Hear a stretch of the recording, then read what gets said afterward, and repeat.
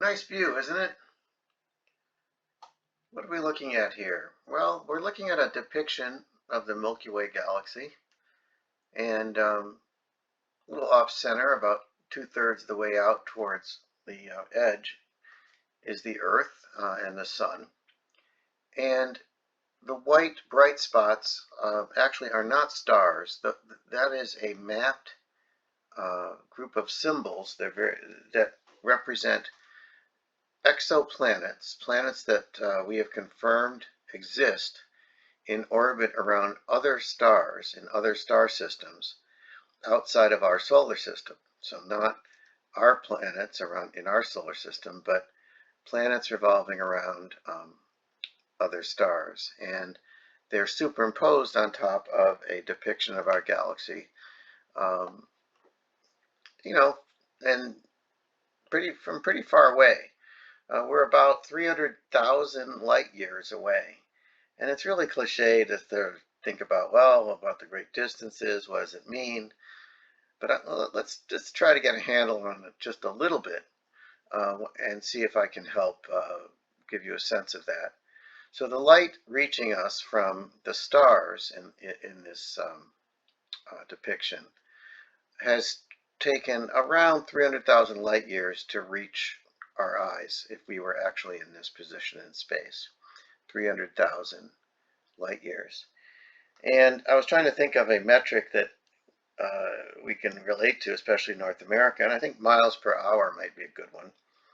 So the light travels at about 670 million miles per hour. 670 million miles per hour. 1 year is about 9,000 hours.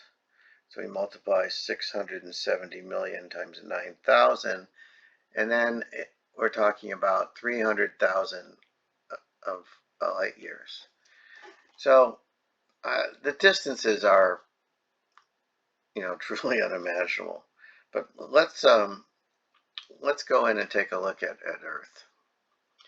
And what you're seeing now is you can see a better sense of what this really is. These superimposed symbols, really. They look like stars of different colors, but you'll see they're actually not things that you could see with your eye. They're simply the location and the type and information in a database of exoplanets that have been discovered by astronomers using telescopes both on Earth and telescopes that are in space. We call them space telescopes. And we'll bring up Earth. And here we go. That looks kind of familiar. And again, these background lights that you see, they're really just points of, if we were to look in that direction, and we would not actually see these planets. They're far too dim to be seen, even with most telescopes. But they're out there, and we've discovered about 6,000, and we've only looked in a small area of the galaxy. Let's click on one just for an example. I'm going to click on this one right here, and we'll take a look. We'll zoom in on it. And it's around a star they're calling Tau. Let's go look at one of the planets. And this is what we know about that planet, depicted, by artists and scientists. They think it's a rocky world that's much larger than Earth, and we call that a super Earth. And we don't have any super Earths actually in our solar system. They have a lot more gravity, and they're simply larger. We have much smaller rocky planets that we call terrestrial planets, and we'll look at some of those as well. Let's take a look at another kind of planet that we see fairly often, and that would be a gas giant. And let's find one that's pretty. How about this one right here? This is Kepler 16b. The system is called Kepler, and the planet is 16b. This means that it was the first planet discovered around around this particular star. It's a little strange because it starts with B. Kepler 16a is actually the star itself, and this is the first planet discovered. It's not the order of planets in their distance from that star, but it in fact is the first one that was discovered around Kepler 16. There's a pretty good view of it. You know, gas giants are very similar to Jupiter and Saturn. The colors here are based on science. We don't really know what Kepler 16b looks like to, in visible light, but we know it's mainly hydrogen and helium in a dense atmosphere. We know about how far it is from the sun and how warm it is, how much energy it's absorbing, and so this is a guesstimate, an estimate of what it would look like, including actually the color in this case. It does not have a well-defined surface. It might have a dense core of heavier elements, but it's not a rocky planet. And it's not a very good place probably to look for life as we know it, or life that occurs on Earth, because it doesn't have the chemistry that life seems to thrive on, at least on Earth. And so it'd be very, very unlikely to find life on Kepler 16b. Now, if Kepler 16b has a moon that's smaller and rockier and has water, and it's in the Goldilocks zone, it's in a temperature range that might have liquid water on it, maybe a moon of Kepler 16b might be habitable. It's a very large planet, and it probably has moons of its own. Let's take a look at some other planets and types of planets.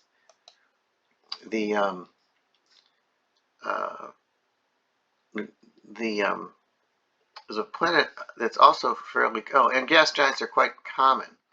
There's a few surprises about commonality in the exoplanets we've found. Let's look at what's called Neptunian planets, and I'm going to do that by going to planet types and go to Neptunian, and I'm going to look at microscopy C, and microscopy C is in the direction of a constellation that, lo and behold, actually looks like a microscope. Isn't that interesting? So we're going to turn a little bit here so you can see it with its poles oriented in a more usual way. And in some ways, its exterior looks like a gas giant, just like Neptune does to some degree look like Saturn or Jupiter. Those are our two gas giants in our solar system. But in fact, it has a dense atmosphere, but it is a rocky world underneath. And it's much smaller than a gas giant. And although it does have an atmosphere that's dense, denser than an Earth-like planet. So these we call these Neptunian. And there's quite a few of those that we've discovered and classified as exoplanets. Let's look at some more here. Let's look at what's called a super Earth. I think that would be a fun idea. Let's look at Kepler 452b.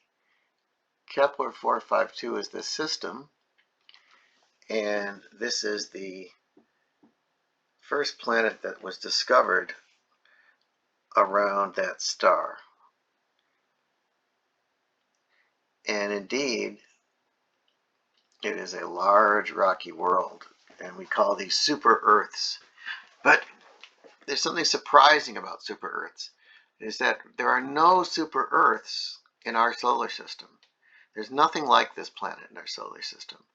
We have 4 terrestrial small rocky planets, small compared to this, starting with Mercury, Venus, Earth, and Mars, and then things start to change again.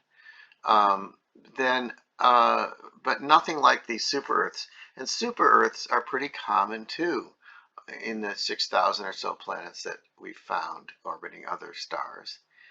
But I think it's a little confusing to call them super Earths in a way, because they don't really have gravity and other attributes that make them Earth-like in a big way. The planets that we do that are Earth-like we call terrestrial planets. They're smaller, they're rockier, they're more like Mercury, Venus, Earth, Mars. But we've only found about 400 of them out of the 5,000 or so that we've of exoplanets we have found. And let's look at TRAPPIST-1e, another planet.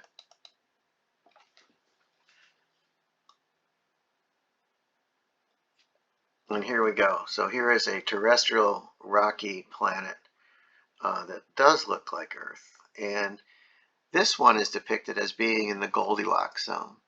In other words, it's about the right distance from its star that it's not too hot, that water would boil away, and not too cold that would always be frozen. And liquid water is one of the conditions that we believe is a prerequisite for the chemistry of life.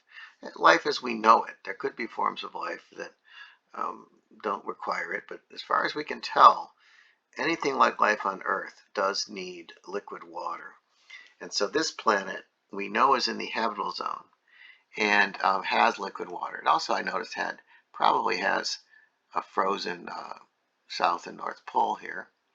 But this is what we call a terrestrial planet. And it seems to be rare. Super Earths more common, gas giants more common, Neptunian planets more common. And that's a little tour of exoplanets and the variety of exoplanets that we have.